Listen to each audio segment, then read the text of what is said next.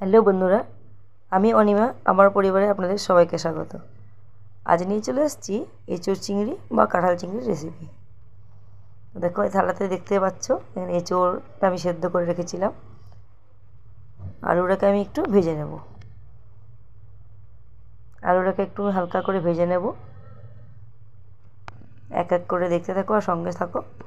ভিডিওটা সম্পূর্ণ দেখার অনুরোধ রইল। দেখো আলুটা মোটামুটি ভাজা হয়ে গেছে, তা আলুটা আমি উঠিয়ে নেব। আপনারা চাইলে আলুটা নাও দিতে পারেন, তবে আমার ভালো লাগে আলুটা, তাই দিয়েছি।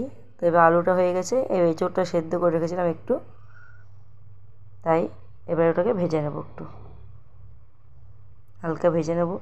ভেজে নিলে আমার স্বাদটা আমার কাছে বেশি ভালো লাগে, তাই একটু ভেজে নিলাম।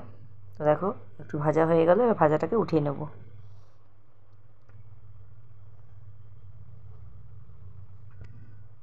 দেখো এঁচোড় আর আলুটা ভেজে রেখে দিয়েছি।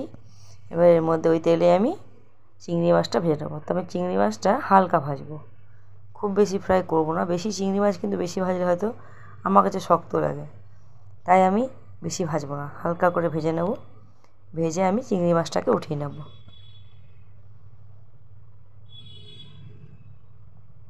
দেখো চিংড়ি মাছটা আমার ভাজা হয়ে গেল, একসাথে আমি সব রেখে নিলাম। যেহেতু ওটা মশলার সাথে আবার কষবে, তাই একসাথে রেখে দিলাম। তো কড়াইয়ে তেল দিয়ে নিলাম আবার। এখানে দেখো গোটা গরম মশলা, জিরে, তেজপাতা সব আমি ফোড়ন দিয়ে দিলাম। একটু ভাজা হবে, এর মধ্যে আমি পেঁয়াজ কুচি করে রেখেছিলাম, সেই পেঁয়াজ কুচিটা দিয়ে দেবো।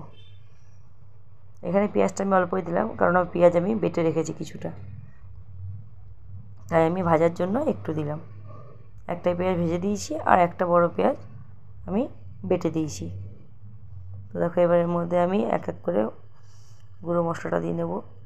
তো তার আগে দেখো এর মধ্যে আমার পেঁয়াজ, রসুন, আদা, কাঁচা লঙ্কা আর একটা পেঁয়াজ পেস্ট করে রাখা আছে। আর দেখো টমেটো কুচি দিয়ে নিলাম।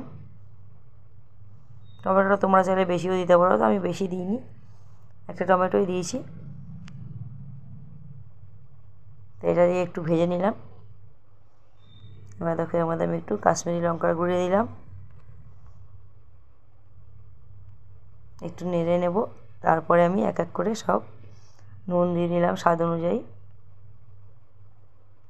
তারপর হলুদ দেব,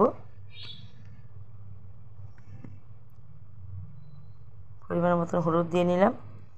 এবার আমি একটু নেড়ে চেড়ে মশলাটাকে দিয়ে দেবো। মশলাটা দিয়ে ভালো করে আমি কষিয়ে নেব।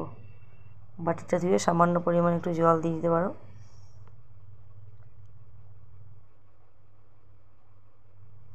তো মশলাটাকে ভালো করে আমি কষিয়ে নেব তেল ছাড়া অবধি। দেখো মোটামুটি তেল ছেড়ে এসছে, আর একটু আমি কষাবো মশলাটাকে।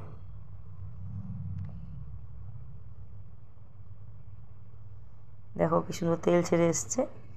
এরপরে আমি কিছুক্ষণ আর একটু ভেজে নিয়ে আমি এঁচোড়, আলু আর চিংড়ি সব একসাথে যে রেখেছি করে, সেটাকে আমি দিয়ে দেবো। দিয়ে আবার কিছুক্ষণ আমি এটাকে মশলার সাথে ভাজবো। সব দিয়ে নিলাম, দেখতেই পাচ্ছ তোমরা। তো এঁচোড় চিংড়ি তোমরা কে কে পছন্দ করো অবশ্যই কিন্তু জানাতে ভুলো না। তো দেখো মোটামুটি কষা হয়ে গেছে। এবারে সামান্য পরিমাণ জল দিয়ে নিলাম। এবার আমি নেড়ে চেড়ে ঢাকা দিয়ে দেবো। তো ঢাকা দেওয়াটা তোমাদেরকে আর দেখালাম না, যাই হোক। তো তোমরা এঁচোড় চিংড়ি কে কে ভালোবাসো অবশ্যই কিন্তু জানিও, ঠিক আছে? বারবার করে বলছি, আমার তো খুব পছন্দের একটা রেসিপি, খুব ভালো লাগে আমার। তো দেখো মোটামুটি হয়ে গেছে। সামান্য একটু ভিজা রাখলাম, ঝোল ঝোল রাখলাম, কারণ আমাদের একটু ঝোল পছন্দ করে। তো অবশ্যই ভিডিওটা কেমন লাগলো জানাবে সবাই। এতক্ষণ